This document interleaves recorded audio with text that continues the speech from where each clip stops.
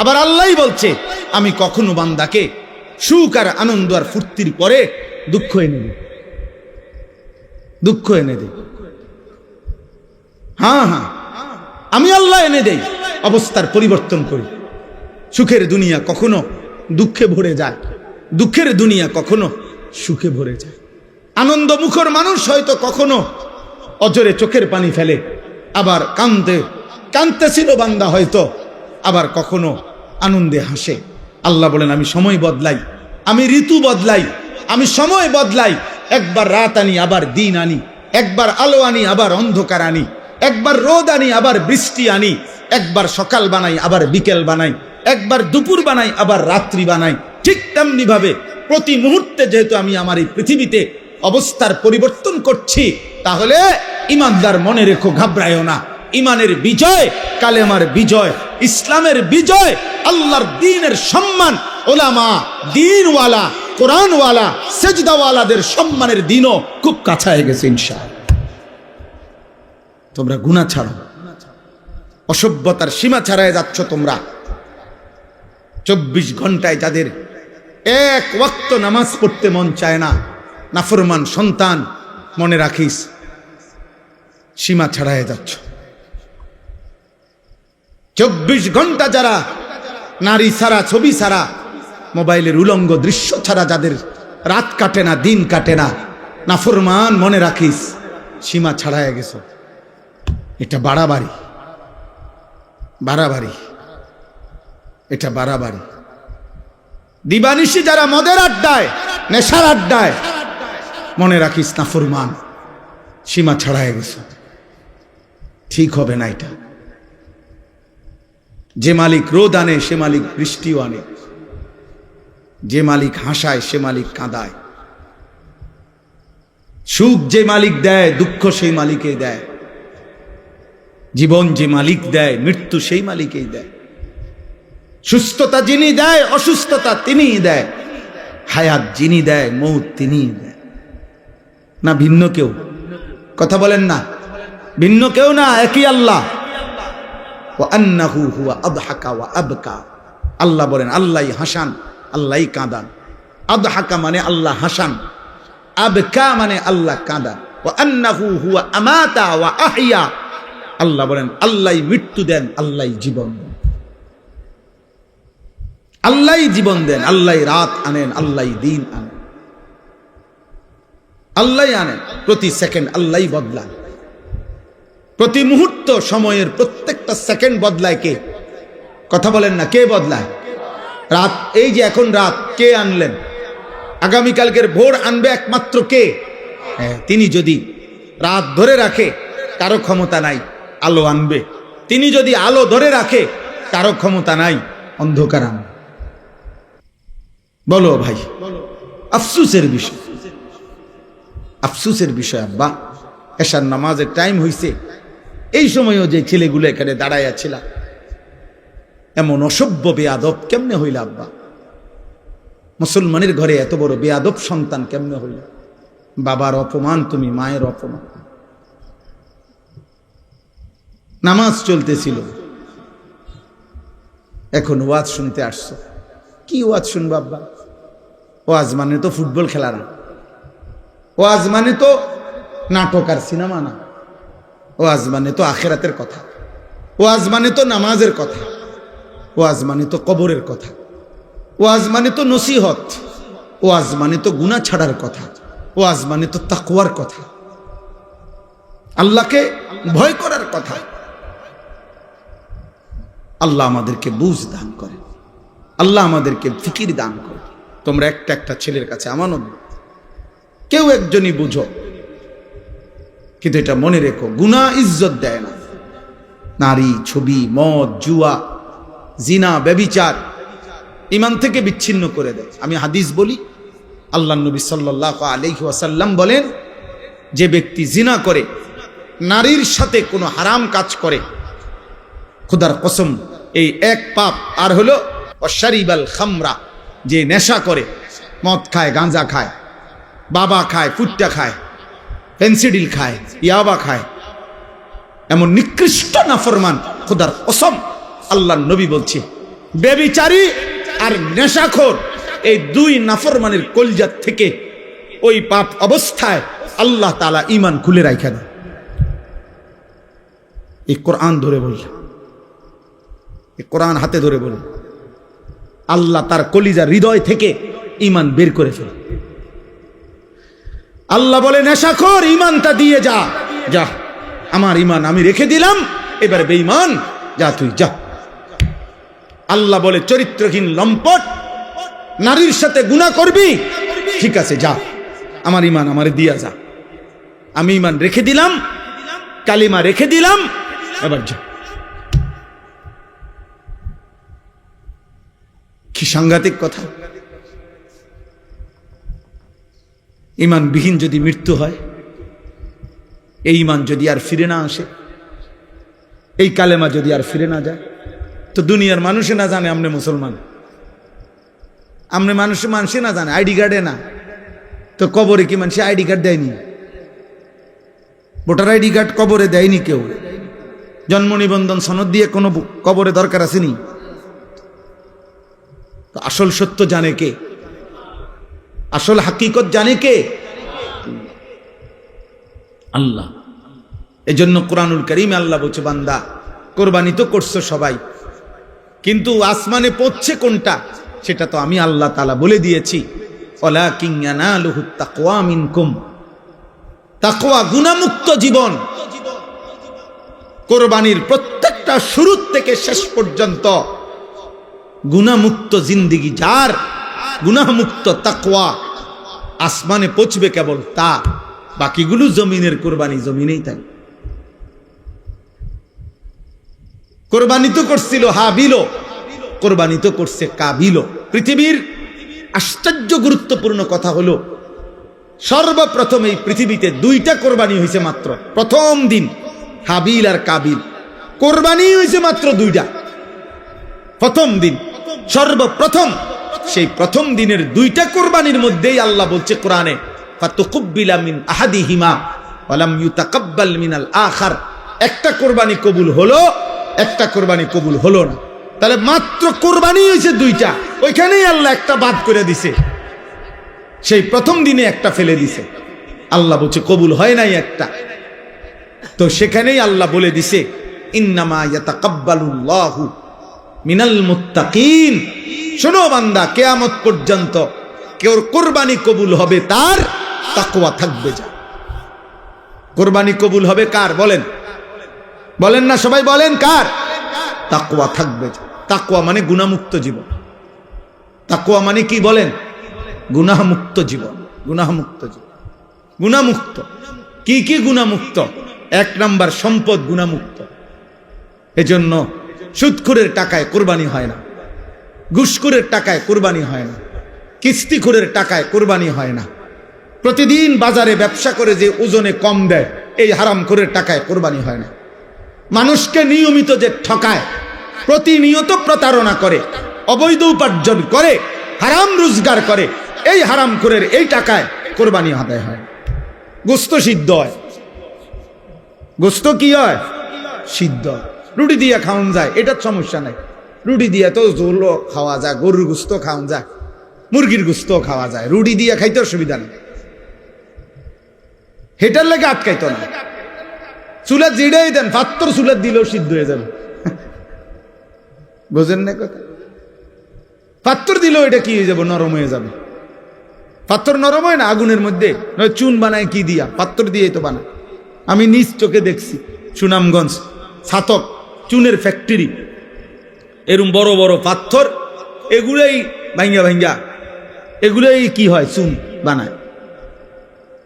পাথর এই আগুনের মধ্যে গলে গলে নরম হয়, এগুলোর মধ্যে মেডিসিন কেমিক্যাল দেয়, তো এরপরে চুন হয়।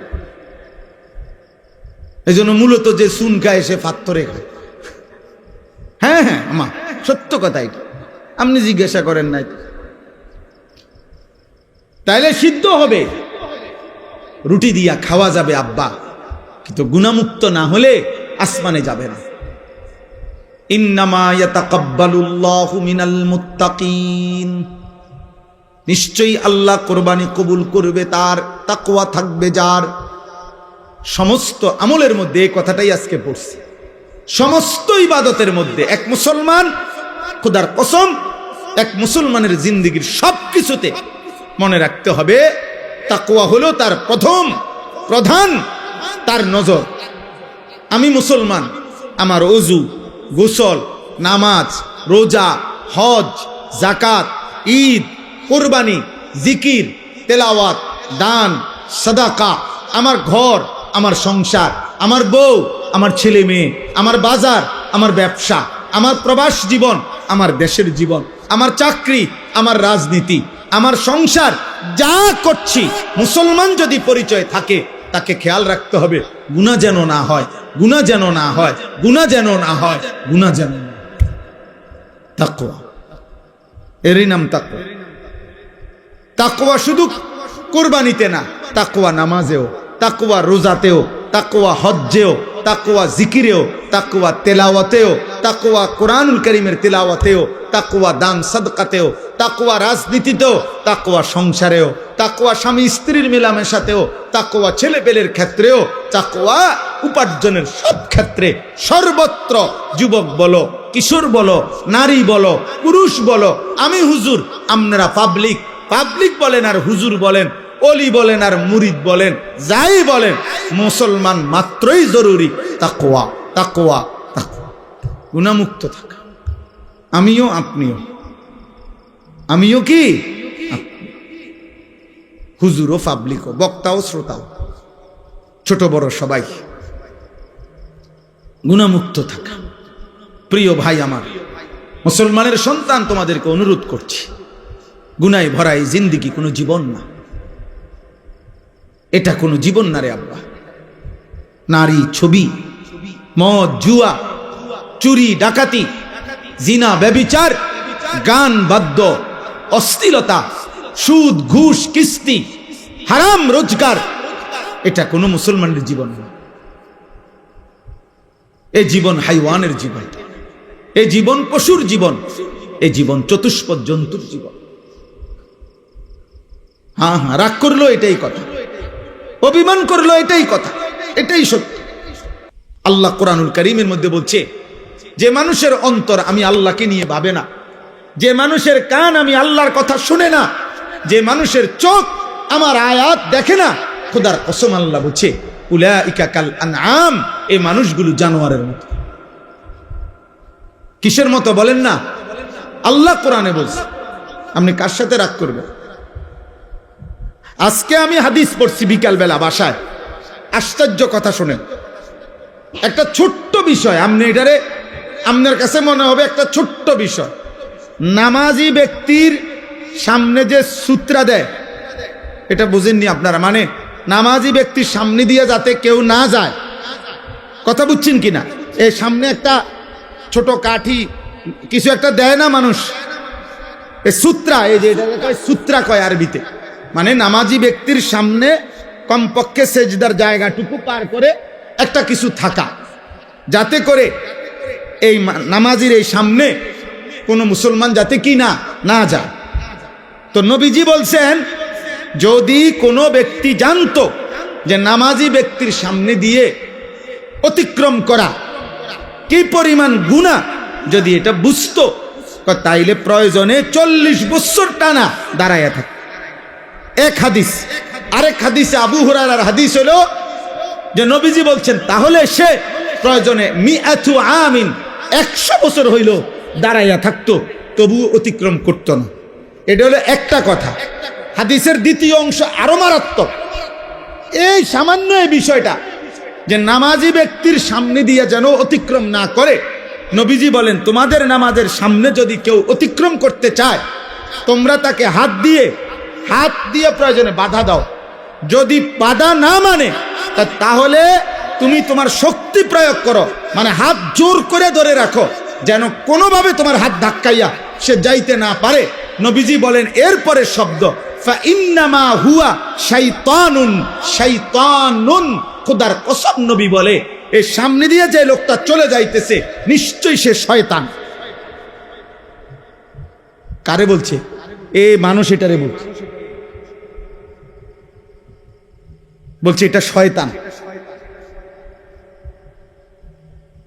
কত ছোট্ট বিষয়, বিষয়টা সামান্য কি না, কিন্তু নবীজি বলছে এটা শয়তান। নামাজি ব্যক্তি সামনে দিয়ে গেল কেন?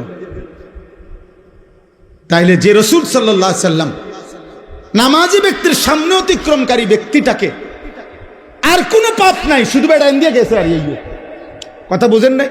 হ্যাঁ, কি চুরি করছে এনে, এরে নবীজি বলছে এটা শয়তান। এখন বাকি নাফরমান যারা নাফরমানি করছে তাদের পরিচয় কি?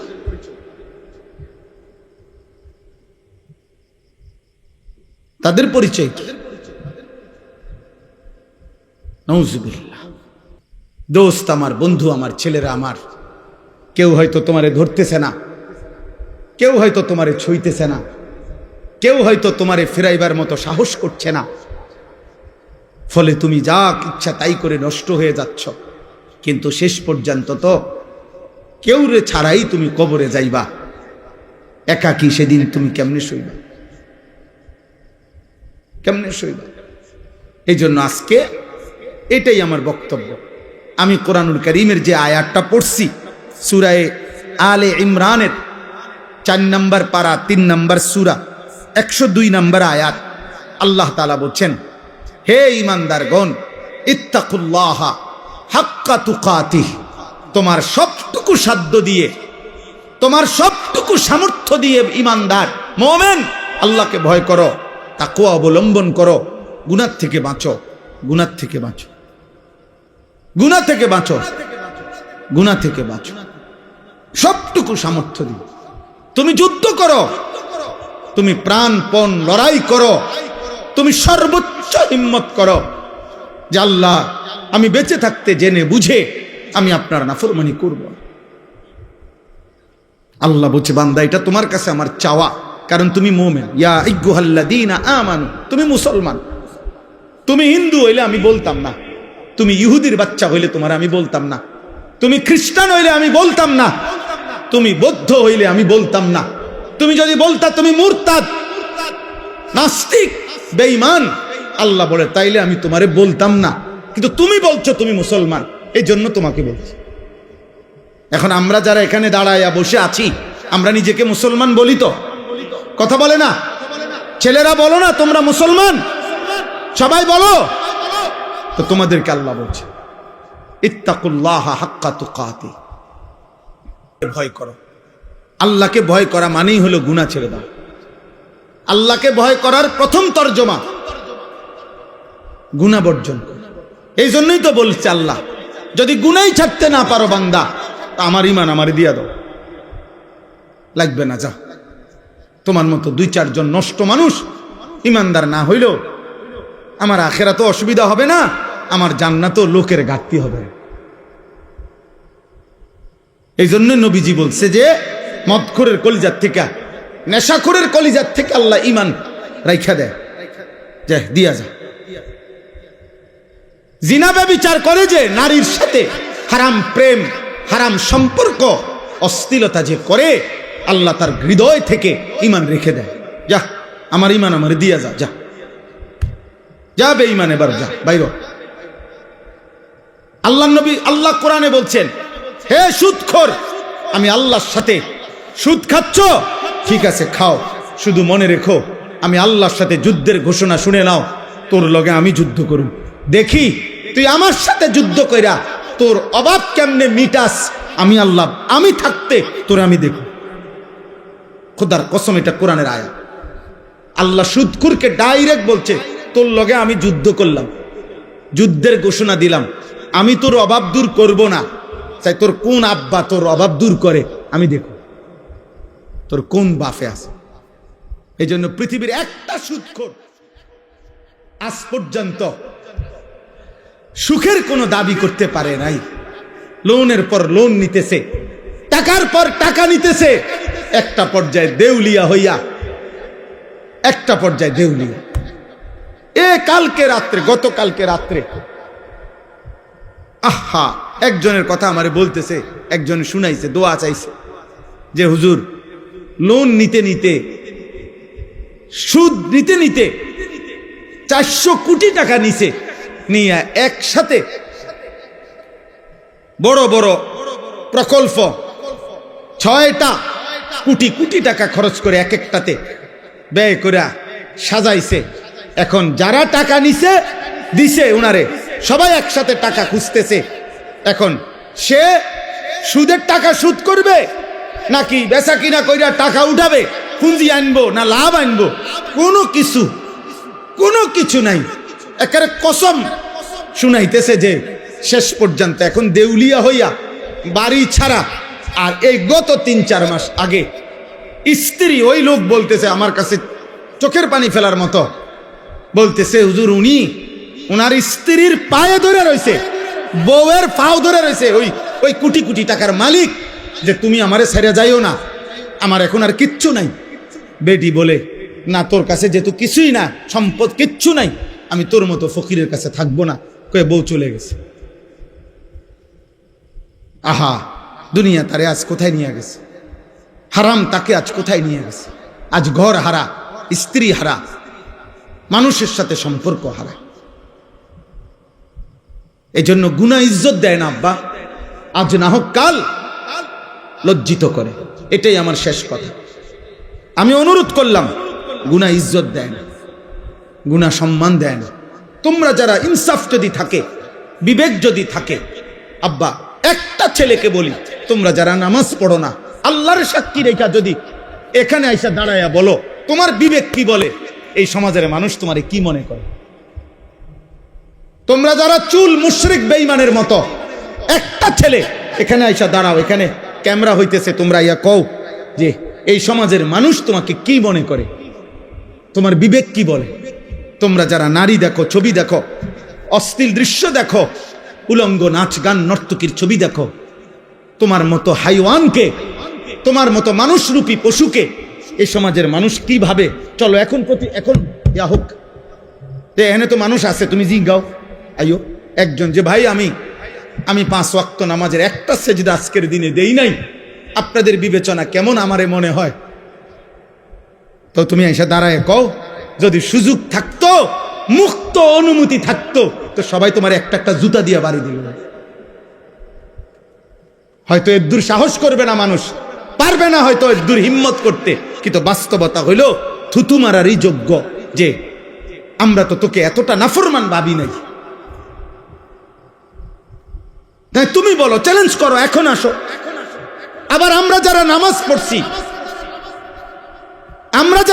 পড়ছি তো আমরাও বলি যে আমরা আজকে ফজর থেকে এশা পর্যন্ত খোদার কসম 5 ওয়াক্ত নামাজ মসজিদের জামাতে পড়ছি। আমি বললাম, তো এবার মানুষ তুমি জিজ্ঞাসা করো যে উনার ব্যাপারে আপনাদের মন্তব্য কি, আর যে নামাজ পড়ে নাই 5 ওয়াক্ত তার ব্যাপারে মানুষের মন্তব্য কি? মুক্ত মঞ্চে সবার সামনে দেখা যাক। কথা বুঝেন নাই? এখানে দেখা হোক। অতএব দোস্ত, এটাই কথা, ঈদ পরবর্তী কথা এটাই। কোরবানির ঈদ বলি আর রোজার ঈদ বলি, রমজান বলি আর হজ বলি, নামাজ বলি আর সেজদা বলি, সমস্ত ইবাদতের টার্গেট আমার জীবনে যেন তাকওয়া আসে। আমার জীবনে যেন কি আসে? তাকওয়া। গুনাহমুক্ত জীবন, আল্লাহকে ভালোবাসা, গুনাহকে বর্জন করা। ওয়ালা তামুতুন্না ইল্লা ওয়া আনতুম মুসলিমুন। আল্লাহ তাআলা বলেন, আমার বান্দা পূর্ণ মুসলিম না হয়ে, আমার আনুগত্য পুরা না করে মৃত্যুবরণ করো না, কবরে আইসো না। কবরে আসবার আগে একবার না 50 বার, 50 বার না 500 বার মিলাইয়া আসো যে আল্লাহর আনুগত্য পুরা করেছি কিনা। আল্লাহ বলেন হিসাব মিলে আসো। আমরা অনেকের আছে পুরুষ মানুষ, আমাদের মহিলারা বাজারের লিস্টি দেয়, দেখবেন মাসিক বাজারের মুদি মালের পেঁয়াজ 10 কেজি, রসুন 3 কেজি এমনি লেখা দেয় না? তাহলে আমাদের নিয়ম কি? আমরা যে কোনো পুরুষ, আমরা যারা বাজার করি এরকম লিস্টি চাইয়া, তো আমরা বাজারে থাকতে বারবারই একটু পর পর আমি যেটা করি যে আমার এই লিস্টি দিলে আমি মাল কিনি, এদিক দিয়ে দাগ দেই, দিয়া আবার দেখি কোনোটা বাদ আছে কিনা, শ্রোতা এটার লগে মিলাইয়া তারপরে খরচ শেষ করি। যেই দোকানদারে মালটা দেয়, যেই মুদি দোকানদার, যার কাছে আমরা লেখাইছি সোতা লেখায়, মানে এটার মধ্যে ও যখন ওই বস্তার মধ্যে বইরা মালটা দেয় সবডি মাইট পেশাললে ও এটার লগে মিলাই কিনা বলেন, এমনি এমনি কোনা দিয়ে দেয়, দাগ দেয় না, দাগ দিয়ে দিয়া হয়ে বস্তার মধ্যে মালটা বুঝাই দিয়া, এই যে মাল 13টা, এখানে দিছি 13টা, হুজুর এত দাম নেন। তাহলে আল্লাহ তাআলা বলেন ওয়ালা তামুতুন্না ইল্লা ওয়া আনতুম মুসলিমুন, আমার বান্দা, আমার আনুগত্য, আমার ইবাদত, আমার হুকুম দুনিয়ায় থাকতে মরার আগে মিলাইয়া আইসো, মিলাইয়া ডাক দিয়ে দিয়া মিলাইয়া আইসো, মিলাইয়া কবরে আইসো, নাই তো 1 সেকেন্ডে কবরে টিকতে পারতাম না। এই জন্য যে আমি সব সময় বলি, চাচা মিয়া গপ মারে সাদোয়ানে বইয়া আল্লাহর রহমতে 3 ফুট বিদেশ পাঠাইয়া জিগুন বিয়া দিয়া লাইছি গদ্দুয়ার করে আমার শাল্লাহ।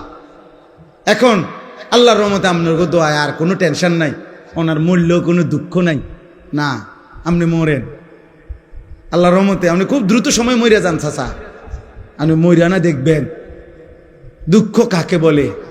হ্যাঁ, কবর বুঝি বিদেশের হিসাবে, কথা বলে না, কবর বুঝি বিল্ডিং এর হিসাবে, তো এটি কি কইলেন আপনি, এগুলো কি শুনাইলেন মানুষের? আখেরাতের কথা কি দিয়ে বুঝাইলেন? বিল্ডিং দিয়া। নাউজুবিল্লাহ। আল্লাহ আমাদেরকে হেফাজত করেন, আল্লাহ আমাদের সবাইকে কবুল করেন। আজকের এই আলগি নওজওয়ান, এই ছোট্ট ছোট্ট কিশোর ছেলেগুলো যারা এই মাহফিলটা সাজিয়েছে, আল্লাহ আমাদের সবাইকে কবুল করে নেন। আল্লাহ পাক তাদেরকে উত্তম বিনিময় দান করেন। ছেলেরা মদের আড্ডা, জুয়ার আড্ডা, নারীর আড্ডা, জিনার আড্ডা, ব্যভিচারের আড্ডা ছেড়ে দেওয়া, জীবনটা সুন্দর করো, জীবনটা সুন্দর করো। আল্লাহ আমাদের সবাইকে কবুল করে নেন। ওমর রাদিয়াল্লাহু তাআলা আনহু মাঝখান দিয়ে শুধু একটা কাজ করছে, প্রথম থেকে উনার আচরণটা ছিল উগ্র। উনি তরবারি হাতে নিয়ে বলছে মক্কার কুরাইশদেরকে যে মুহাম্মদকে আমি এক্ষণ কল্লা নিয়ে আসতেছি, তোমরা কাবাগরের সামনে গিয়ে দাঁড়াও, আমি আসতেছি। প্রতিমধ্যে শুনছে ওমরের বোন আর বোন জামাই কালেমা গ্রহণ করছে। এবার আরো উত্তেজিত হয়ে ওনাদের ঘরে গিয়ে ওনাদেরকে আচ্ছা মতো মারছে, মেরে রক্তাক্ত করে ফেলছে ওমরের বোন জামাই এবং বোনকে। ওমরের বোন জামাই বিখ্যাত সাহাবী ছিলেন, হযরত সাঈদ ইবনে যায়েদ, যাকে মারছে। বেহেশতের সুসংবাদ প্রাপ্ত আশারাই মুবাশশারা যে 10 জন সাহাবী, এর মধ্যে একজন হলো এই ওমরের এই বোন জামাই। অনেক বড় সাহাবী, উনি মুস্তাজাবুদ দাওয়া বলা হইতো ওনাকে। এই সাহাবী ব্যাপারে প্রসিদ্ধ ছিল যে ইনি যা আল্লাহর কাছে চাইতেন আল্লাহ তাই কবুল করতেন। এই উনি এবং ওনার বোনের নাম ছিল ফাতেমা। ভাই তোমরা ওইখানে কি বুঝে বসছো ভাইয়া? এটা তো এমন না যে খেলার মাঠ, তোমরা গ্যালারিতে বসছো। বিষয়টা কি আসলে? মুসলমানের সাথে বসতে লজ্জা কিসের? মাটিতে বসার মধ্যে সবচেয়ে বেশি আনন্দ, কারণ মাটির মানুষ, মাটিতে বসার মধ্যেই তৃপ্তি, মাটিতে বসার মধ্যেই আমাদের মূল তৃপ্তি। মাটির সাথে সম্পৃক্ততা, এটা আমাদের আসলের সাথে, মূলের সাথে সম্পৃক্ততা। মিনহা খালাকনাকুম ওয়া ফিহা নুঈদুকুম ওয়া মিনহা নুখরিজুকুম তারাতান উখরা। আল্লাহ তাআলা তো এটাই শিখাইছে, এই মাটি থেকেই তোমাদেরকে সৃষ্টি করেছি, এই মাটিতেই আবার তোমাদেরকে কবরে ফিরিয়ে আনবো, এই মাটি থেকেই আবার একদিন তোমাদেরকে আমি হাসরের ময়দানে উঠাবো। কাজে তুমি চাইলেও বান্দা মাটির থেকে সম্পর্ক তুমি নিজেকে বিচ্ছিন্ন করতে পারবা। বিল্ডিং তোমার 80 তলা হোক, মাটিতেই ফিরতে হবে। বিল্ডিং তোমার রাজপ্রাসাদ হোক, একদিন তোমাকে কোথায় ফিরতে হবে? মাটিতেই ফিরতে। অফিহা নুঈদুকুম, এই মাটিতেই তোমাকে ফেরত নিয়ে আসবে। এজন্য মাটির সাথে সম্পৃক্ততা, এটা তো আমাদের মূলের সাথে সম্পৃক্ততা। এই জন্য মাটিতে বসার মধ্যে কোনো লজ্জাও নাই, সংকোচও নাই, এবং কারণ এটাই আমাদের মূল বাস্তবতা। একদিন আমাকে লম্বা সময়ের জন্য এই মাটিতেই শুয়ে থাকতে হবে। তাহলে বলতেছিলাম যে আল্লাহর কথা যদি মনোযোগ দিও, ও ওমরের কথা বলতেছিলাম। তো বোন এবং বোন জামাইকেও এবার আচ্ছা তরে মারছে, কেন কালেমা গ্রহণ করুন। তাহলে অপরাধের উপরে অপরাধ, পাপের উপরে আরো পাপ। একে তো তরবারি হাতে রওনা দিয়েছে, নবী সাল্লাল্লাহু আলাইহি সাল্লামকে হত্যা করবে, এটা যে কল্পনা করছে এটাও তো কত বড় পাপ, কত বড় গুনাহ। আবার এই কালেমা গ্রহণ করার অপরাধে বোন আর বোন জামাইকে আচ্ছা তরে রক্তাক্ত করে ফেলছে। কিন্তু ওমর একটা কাজ করে ফেলছে, অল্প একটু কাজ। সেটা হলো যখন রাগ থামছে, মারতে মারতে বল ফিরে গেছে, তখন ওমর রাদিয়াল্লাহু তাআলা আনহু ওনার বোনকে, বোন জামাইকে বলছে একটা কথা, যে তোমরা কি পড়তেছিলা সে শোনাও। আমি যখন ঢুকতেছি তখন শুনতেছিলাম তোমরা কি যেন পড়তেছিলা, এগুলা কি পড়তেছিলা ওটা কও। এই আরশ আজিমের মালিক আল্লাহ তাআলা বলে, বান্দা ওমর, এটুকু আগ্রহ দেখাইছ আমার কোরআন শুনবার জন্য, যা হেদায়েত দিয়ে দিলাম। এরপরেই আল্লাহর কোরআন শুনছে এবং কিছুক্ষণের মধ্যেই নবীজির কাছে গিয়ে এই কোরআন শুনে কালেমা পড়ে মুসলমান হয়ে গেছে। তাহলে একটু আগ্রহ দেখাইছে, ফাঁকি দিয়া এতক্ষণ তো যা করছে সব উল্টা পাল্টাই করতেছিল, কিন্তু এখানে এসে একটু আগ্রহ দেখাইছে যে কি পড়তেছিলি তোরা সেটা শোনা। আল্লাহ তাআলার এটুকুই ভাল লাগছে। তো আল্লাহ তাআলা এইটুকু আগ্রহের বিনিময়ে এত বড় গুনাহ করতে রওনা দিছে, হত্যা করবে নবীকে, নাউজুবিল্লাহ। এত বড় পাপের সংকল্প করে যে রওনা দিছে, এবং এখনো বোন আর বোন জামাইকে এভাবে মারছে, অন্যায় করছে, কিন্তু ওই যে বললাম একটু আগ্রহ দেখাইছে, আল্লাহর কথা শুনতে চাইছে, আল্লাহ তাআলা এর বরকতেই হেদায়েত দিয়ে দিয়েছে। সূরা তাহা কোরআনের একটা সূরা আছে, ওই সূরার কিছু অংশ তেলাওয়াত করছে। ওমর রাদিয়াল্লাহু তাআলা আনহু বলছে, থামো, আর লাগবে না, যা বুঝার আমি বুঝেছি, চলো মুহাম্মদের কাছেই যাই। তো বোন আর বোন জামাই বলছে, কেন যাইবা? বলছে, আর গড্ডান নিতে না, এবার আমার গড্ডানি মুহাম্মদের কদমে দিয়ে দাও। তে এরপরে কালেমা পড়ে মুসলমান হয়েছে। কোরআনুল কারীমের মধ্যে সূরা হুদের মধ্যে আছে, মক্কার কাফেররা নবীজিকে বলতো, মুহাম্মদ তুমি যে আমাদেরকে কালেমার দাওয়াত দিচ্ছ, আমরা মেনে নিতাম যদি তোমার কাছে বিপুল পরিমাণ অর্থ ভান্ডার থাকতো, বিপুল পরিমাণ টাকা পয়সা ধন ভান্ডার যদি থাকতো, তাইলে আমরা তোমাকে গ্রহণ করতাম। কারণ তখন তো একটা লাভের সম্ভাবনা আছিল, যে তোমার দলভুক্ত হইলে অনেক কিছু টাকা পয়সা, খাদ্য খাবার বরাদ্দ পাওয়া যাবে। মানুষ নেতার ফিসে ঘুরে উপাস থাকার জন্য, ঠিক না? নেতার পিছনে ঘুরে কেন? উপাস থাকার জন্য। খাওয়া, চুরি, যত রকমের ডাইন বাম ৯-৬ পাওয়া যায়, এই সমস্ত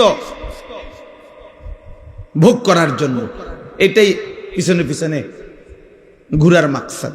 ইল্লা মাশাআল্লাহ, হ্যাঁ যদি কেউ ভিন্ন থাকে, থাকতেই পারে, লাখের মধ্যে, হাজারের মধ্যে, কোটির মধ্যে ভিন্ন কেউ উত্তম, সব জায়গায় সব ক্ষেত্রেই আছে, ছিল, থাকবে। তো এরাও বলতে লাগলো যে তোমার দলভুক্ত হইতাম,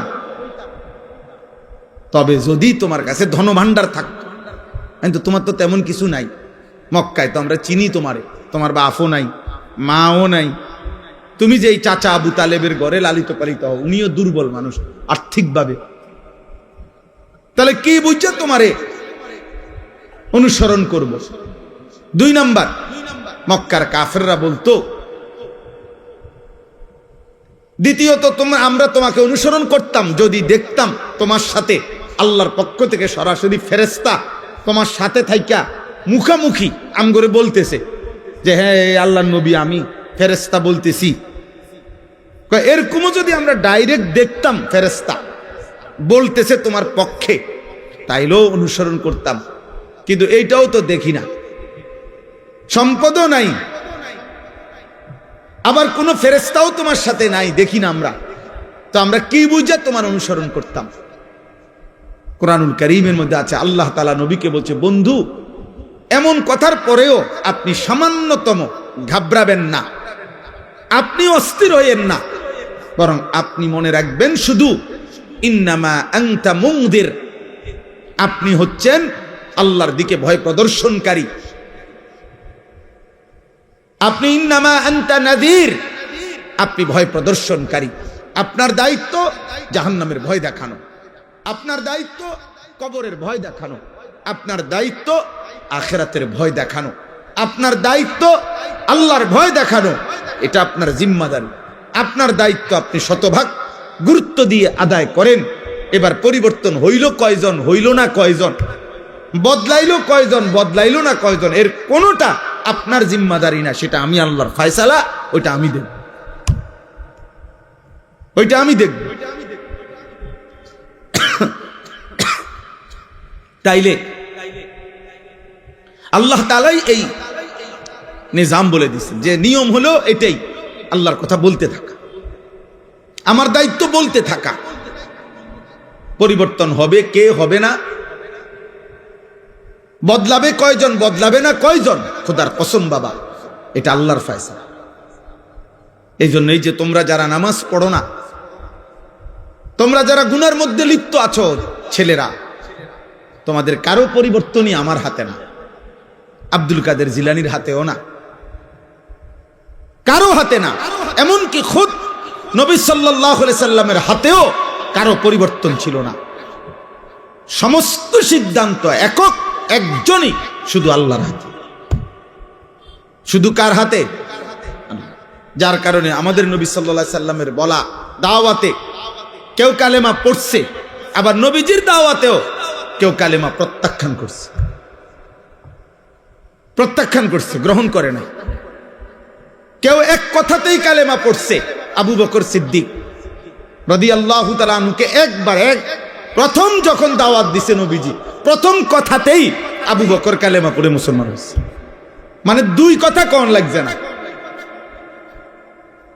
আবার কাউকে 23 বছর পুরা বুঝাইছে, নবীজি সাল্লাল্লাহু আলাইহি সাল্লামের ইন্তেকাল পর্যন্ত 23 বছরেও ওই নাফরমান কালেমা গ্রহণ করে না, বরং 23 বছরই বিরোধিতা করে গেছে। তাহলে কি বুঝা গেল? ফয়সালা কার হাতে? আল্লাহর হাতে, আল্লাহর হাতে। নবীজি সাল্লাল্লাহু আলাইহি সাল্লাম বলেছেন যতজনকে, আশা করছেন সবার জন্যই কালেমা। নবীজি একজন উম্মত কালেমা ছাড়া থাকুক, নবীজি সাল্লাল্লাহু আলাইহি সাল্লাম এক সেকেন্ডের জন্য এটা চায় নাই। একজন উম্মত জাহান্নামে যাক, আল্লাহর নবী বলছে, উম্মত আমি কোনোদিন স্বপ্নেও এটা চাই নাই, আমি চেয়েছি আমার শেষ উম্মতটাও জাহান্নাম থেকে বেঁচে যাক, জাহান্নাম থেকে বেঁচে যাক। নবীজি বলছে, আমি তো চূড়ান্ত খুশি হব সেদিন আমার আল্লাহর নিকটে আমার শেষ উম্মতটাকেও জাহান্নাম থেকে বাঁচাইতে পারবো যেদিন। এইভাবে নবী সাল্লাল্লাহু আলাইহি সাল্লামের আগ্রহ ছিল। ফালাআল্লাকা বাখিউন নাফসাকা আলা আথারিহিম, ভাইয়া না বসলে ফায়দা হবে না, এই দাঁড়াইয়া থাইকা লাভ হইতো না আর কি, বলে নিলাম আর আপনি বুঝতেন না। দাঁড়াইয়া ওয়াজ কলিজায় ঢোকে না, তামসা সাউন্ড যায় শুধু, আর যাইবার সময় চটফুটি খাইয়া যাবেন গাড়ি।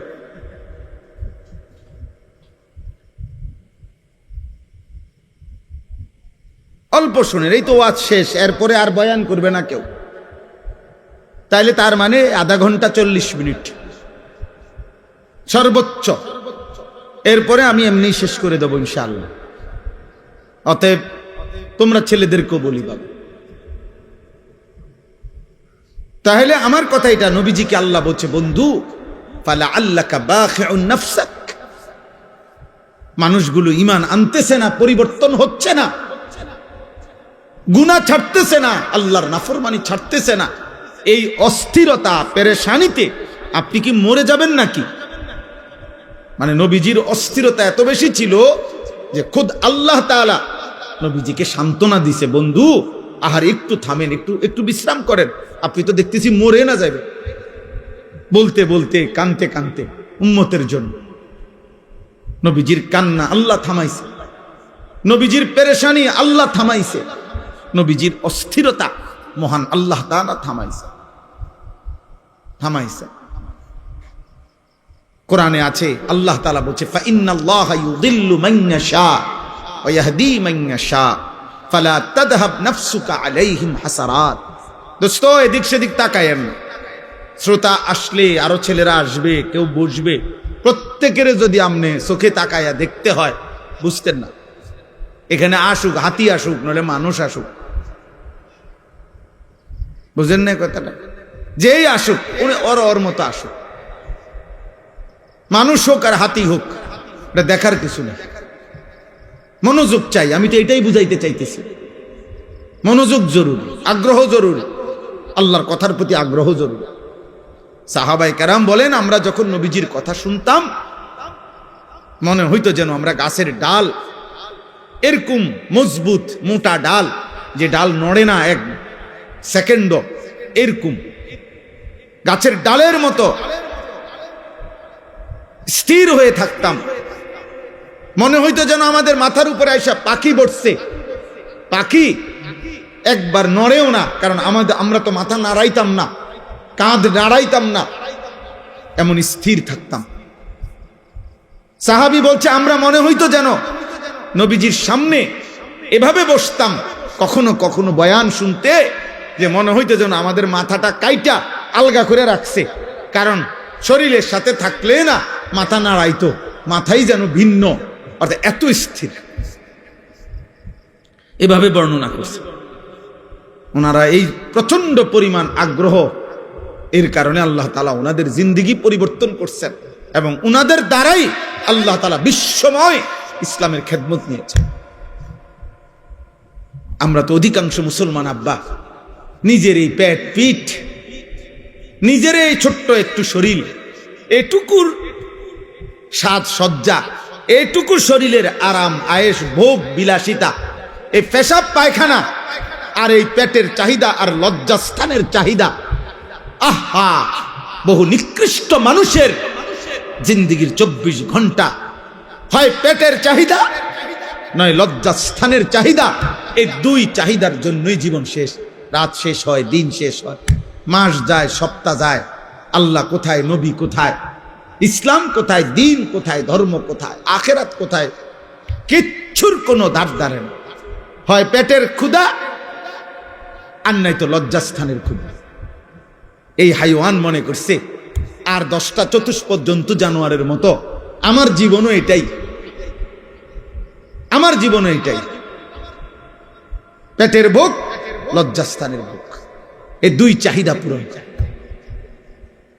দিনভর হয়তো খায় নয়তো মোবাইল টিপে, খাইলে পেট ভরে আর মোবাইল দেখলে লজ্জা, নারীর চাহিদা, লজ্জাস্থানের চাহিদার জন্য অশ্লীল ছবি, উলঙ্গ দৃশ্য, জিনা ব্যভিচারের দৃশ্য, এই দেখে।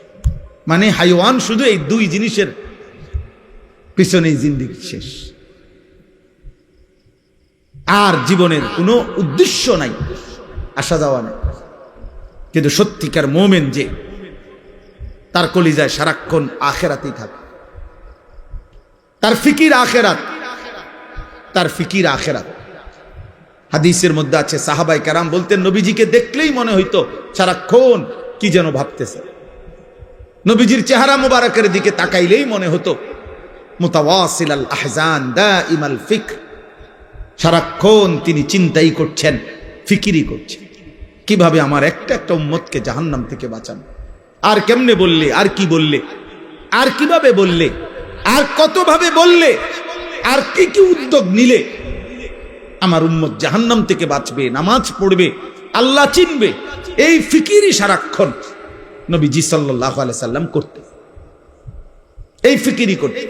একজন বাবার এটাই উচিত, একজন মার এটাই উচিত, একজন মানব দরদি সমাজ সেবক তার মূল দায়িত্ব এটাই ভাবনা যে মানুষ কেমনে জাহান্নাম থেকে বাঁচবে, মানুষ কেমনে আল্লাহর কাছ থেকে হাসরের ময়দানে জাহান্নাম থেকে বাঁচবে কেমন, কবরের আযাব থেকে বাঁচবে কেমন। সত্যিকার মুমিন মুসলমানের স্ত্রী বলেন, ছেলে বলেন, মেয়ে বলেন, দেশ বলেন, পাড়া বলেন, মহল্লা বলেন, একজন ইমানদার মুসলমানের মূল ফিকির নিজের এবং প্রতিটা মানুষের জাহান্নাম থেকে বাঁচানোর ফিকির। ইন্নামা আনতা নাযীর, নবীজিকে আল্লাহ এটাই বলছে, ঘাবড়াবেন না।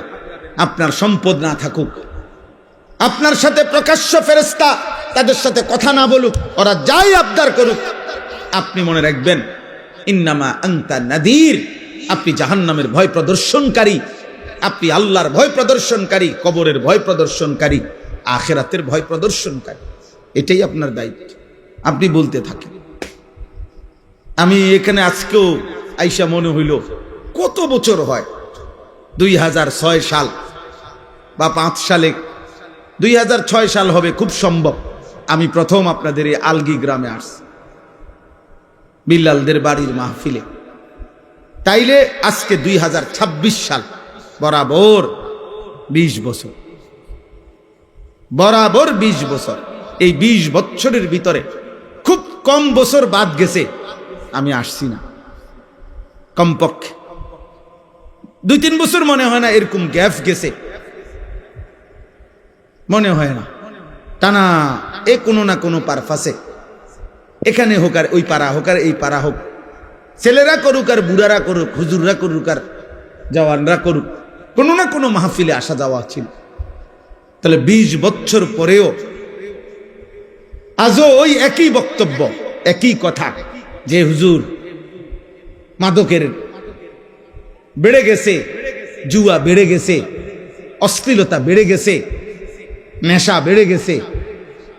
তার মানে প্রতিনিয়ত এই পাপ, গুনাহ, এই অশ্লীলতা, এই বেহায়াপনা।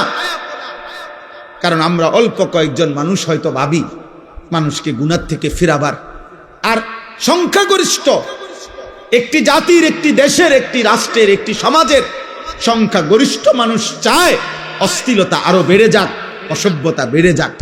তাহলে এত বিপুল মানুষ যদি নাফরমানি ছড়িয়ে দেয়, 1-2 মিলে কদ্দুর ঠেকাবে? একটা সাগরের ঢেউ তো 2-4 টুকরি মাটি দিয়া ঠেকানো যায় না। একটা নদীর ঢেউ তো আব্বা 2-4 টুকরি মাটি দিয়া বাদ দেওয়া যায় না, বাদ দেওয়া যায় না। কক্সবাজারের উত্তাল ঢেউ বঙ্গোপসাগরের, এটা আমরা মাটি কাইটা বেড়া দিলে, বাদ দিলে তো আটকাবে না। এই জন্য আমি ছেলেদেরকে বলছি, এখন ওই রুমের মধ্যে বসে বলছি যে আব্বা, তোমার সমাজ, তোমাদের গ্রাম, তোমরাই ভাবতে হবে। আমি আরেক জায়গার থেকে আসছি, আরেক জায়গার থেকে এসে আবার চলে যাব, কিন্তু যার যার সমাজ, যার যার বাবা মা, যার যার সমাজের অভিভাবক, ওনাদেরই দায়িত্ব ওনাদের সমাজের সন্তানদেরকে আল্লাহর দিকে ফিরানো।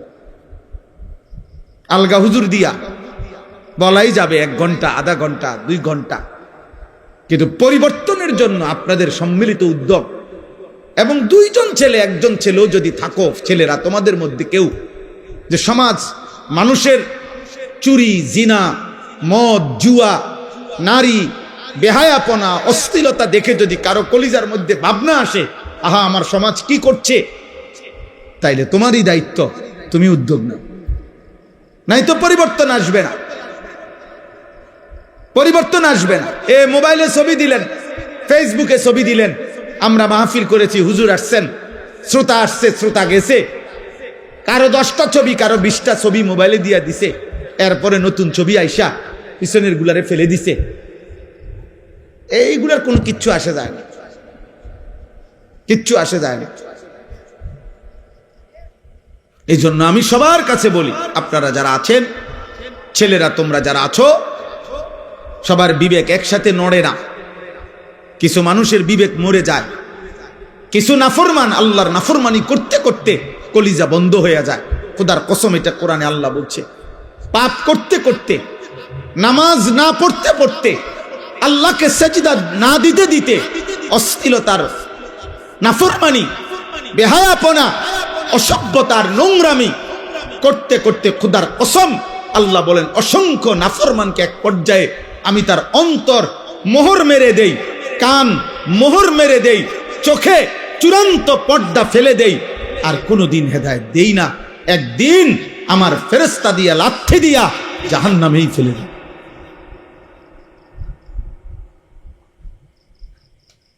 হ্যাঁ, খাতামা আলা সামঈহি ওয়া কলবি ওয়া জাআলা আলা বাসারিহি গিশাওয়া। গুনাহ এই জন্য লম্বা করতে নাই, পাপকে দীর্ঘ করতে নাই। পাপের দীর্ঘ হইলে, গুনাহ লাগাতার হইলে সবচেয়ে বড় মুসিবত হইল, আর কোনদিন যদি আল্লাহ ফিরার সুযোগ আল্লাহ না দেয়, তো পৃথিবীর সমস্ত পীর বুজুর্গ যদি বাইকটাও কাউরে খাওয়ায় আর হইতো না। আব্দুল কাদের জিলানীর আব্বাও যদি কবর থেকে আসে, মালিক যদি বলে তোরে আমি হেদায়েত দেব না, তো কায়নাতের সমস্ত পীর বুজুর্গ একসাথে তসবিহ পড়েও আপনারা আর হেদায়েত দিতে পারবে। আল্লাহ যাকে হেদায়েত দিবে না বলে ফেলে, তাকে আর কায়নাতের কেউ দিতে পারে না। যদি পারত তাহলে রাসূলুল্লাহ সাল্লাল্লাহু আলাইহি সাল্লাম আবু তালেবকে ঈমান দিতে পারতেন, পারতেন কিনা? নবীজি সাল্লাল্লাহু আলাইহি ওয়াসাল্লামের চাইতে প্রিয় আল্লাহর মাখলুকের মধ্যে, আল্লাহর সৃষ্টির মধ্যে, আল্লাহর নিকটে এর চাইতে মাহবুব আর কেউ হইতে পারে? কথা বলে না। আর কেউ হয়েছে? আগামীতে হবে কেউ? তাহলে সেই তিনি চোখের পানি ফেলে কাঁদতেছে, চোখের পানি ফেলে কাঁদতেছেন। আল্লাহ তাআলা বলছে না বন্ধু, কাঁদবেন ঠিক আছে, কিন্তু আপনার চাচা আবু তালেবকে আমি ঈমান দেব না। মৃত্যুর মুহূর্ত পর্যন্ত নবীজি চেষ্টা করছে, চাচা কালেমা বলেন, কালেমা বলেন, কালেমা বলেন। কুল লা ইলাহা ইল্লাল্লাহ কালিমাতান আশহাদু লাকা বিহা ইনদাল্লাহ। ওই যে মোবাইল ধরে রাখছে, এই এই বেটা ফালতু মানুষ, সেটা নামান। শোনেন নাই আপনি মোবাইল ধরতে নিষেধ করছি? তো আপনারা কেউ সাথে বললেন না কেন ওনাকে? নিজের জন্য ভাবেন, নিজের জন্য, নিজের কলিজায় আল্লাহকে নেন, হৃদয়ে আল্লাহকে নেন। আমরা সবাই ব্যস্ত হয়ে গেছি অন্যরে হেদায়েত করার জন্য, সবাই আমরা ব্যস্ত হয়ে গেছি অন্যরে মোবাইল দিয়া দেখানোর জন্য। মনে হয় যেন উনি, আমি তো হুজুর আল্লাহর রহমতে আমনগো দোয়ায় জুনায়েদ বাগদাদি হয়েই গেছি, এখন আমি চেষ্টা করতে আছি অন্য মানুষের আব্দুল কাদের জিলানী বানাইতে। আমাদের ভাবটা এমন হয়ে গেছে, আমরা বেশি আত্মবোলা, আপন ভোলা, আপন ভোলা। আমি এখনো এই ছেলেদেরকে বলছি যে আব্বা তোমরা বলো, এশার নামাজ যখন চলতেছে, আমি যখন গেছি মসজিদে, আমার ডানে বামে আমি যে কয়জনরে দেখছি আমি ডাইকা মসজিদে পাঠাইছি। আমি তো তোমরা আয়োজক, তোমরা তোমাদের এই ছেলেগুলারে ডাকছিলেন এশার নামাজের জন্য, মাগরিবের নামাজের জন্য ডাকছিলেন, ফজরের নামাজের জন্য ডাকছিলেন কোনোদিন? তাহলে কেউ যদি কাউকে আল্লাহর দিকে না ডাকে, একজন বক্তা বুঝি কুমিল্লার থেকে আইসা, ঢাকা সিটাং থেকে আইসা বুঝি সবাই রে জুনায়েদ বাগদাদি বানায় ফেলবে? এটা কি তাবিজ? এটা কি ফু? হ্যাঁ, যে আমি আপনার ঘরে ফু দিয়ে দিলাম, আপনারা এখন একটা ফু দেব, আপনারা দেখবেন সাথে সাথে আপনারা সবাই হয়ে গেছেন বাইজিদ বুস্তামিয়ার জুনায়েদ বাগদাদি। এটা এমন? এটা কি ম্যাজিক? এটা সার্কাস? এখানে আমাদের মেহনত চাই, আমাদের সম্মিলিত উদ্যোগ চাই, আমাদের সকলের আন্তরিক প্রচেষ্টা লাগবে ভাইয়া। আলহামদুলিল্লাহ, এটা এখন সুখের খবর, সফলতা, সুখবর এটা যে সারা বাংলাদেশে এখন পিচ্ছি পিচ্ছি ছেলেরা, সারা বাংলাদেশে আলহামদুলিল্লাহ। এটা বৃষ্টি আসার আগে ঠান্ডা বাতাস বয়, এটা নিয়ম। বৃষ্টির আগের বাতাস সবাই টের পায়, বুঝে। বৃষ্টির আগের বাতাসটাই ভিন্ন রকম হয়, বাতাসটা এত ঠান্ডা যে বাতাসিটা গায়ে লাগলেই মানুষ বুঝে বৃষ্টি আসতেছে। ঠিক তেমনি ভাবে সারা বাংলাদেশে তো আমরা আলহামদুলিল্লাহ দৌড়াই, আমরা দেখি এখন ক্লাস 6-এ পড়ে, 7-এ পড়ে, 8-এ পড়ে, এমন ছোট ছোট বাচ্চারাও আল্লাহর কোরআনের মাহফিল, দ্বীনি মাহফিল, এরকম নওজোয়ানরা, ছোট ছোট কিশোর বাচ্চারা মাহফিলের আয়োজন, দ্বীনি মজমার আয়োজন করতেছে। ইনশাআল্লাহ এটা বোঝা যায় যে ঠান্ডা বাতাস বইতেছে, আগামী দিনে ইসলামের পতাকা পৃথিবীময় উড়বে ইনশাআল্লাহ। দেখি সমাজ উল্লেখযোগ্য পরিবর্তন হবে। আমি বললাম একদিন পৃথিবীতে ইসলামের যখন চূড়ান্ত বিজয় ছিল, তখন দুষ্ট চরিত্রের মানুষকে মানুষ অবজ্ঞার দৃষ্টিতে দেখত। আজ যখন গুনার মাত্রা বেড়ে গেছে, তখন আপনাদের চোখে হুজুর আর মোল্লা এখন আপনাদের কাছে দুর্বল মনে হয়। কিন্তু একদিন ইনশাআল্লাহ মালিক যখন চাইবে অবস্থার পরিবর্তন হবে, তখন আমি বললাম প্রত্যেক সমাজে, মনে রাখো ছেলেরা, তোমরা যারা চরিত্রহীন, বেনামাজি, মদখোর, নেশাখোর, গাঁজাখোর, ফুট্টাখোর, বাবাখোর, ইয়াবাখোর, সুদখোর, হারামখোর, কিস্তিখোর, লোকে তোদেরকে দেখলে থুতু মারবে, থুতু মারবে, থুতু মারবে, মনে রাখি। লোকে তোদেরকে দেখলে থু দিবে, থুতু মারবে ইনশাআল্লাহ, মনে রাখিস। আমি বললাম, বলবে ওই দেখ হারামখোর, বলবে ওই দেখ সুদখোর, বলবে ওই দেখ ফুট্টাখোর, বাবাখোর, দেখ। এইভাবে ইশারা দিয়ে দেখাবে। ইনশাআল্লাহ পরিবর্তন স্পষ্ট।